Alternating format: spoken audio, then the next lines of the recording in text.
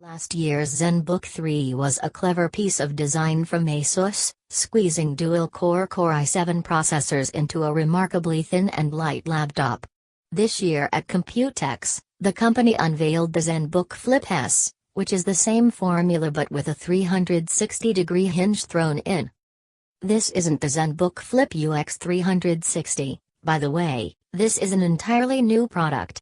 Yes, I know it's very confusing.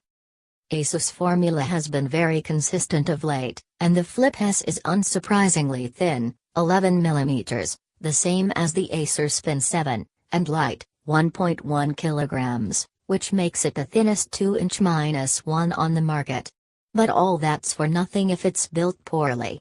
The good news is that it feels solid, at least upon first impressions. The brushed blue metal exterior gives way to some lovely gold trim and a gold-yellow backlit keyboard. It really looks the part. There are sharp edges and smooth corners, and whether it's open or closed, the Flip S is a class act. Perhaps the only minor drawback is a lack of larger ports. You get two USB-C 3.1 connectors for charging and data. There's also a tiny fingerprint scanner on the edge of the chassis.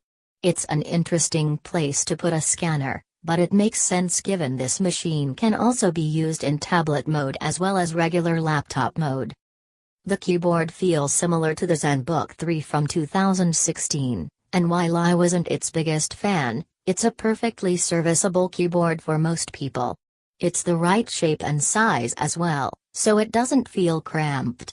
The touchpad is large and responsive to all the most important Windows 10 gestures.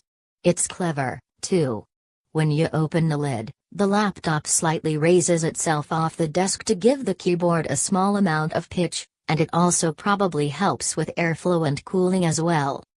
The 13.3-inch screen is similarly lovely, with a choice of UHD or Full HD resolutions. It's sharp, colorful and bright enough to cut through bright office, or Computex show floor, lighting.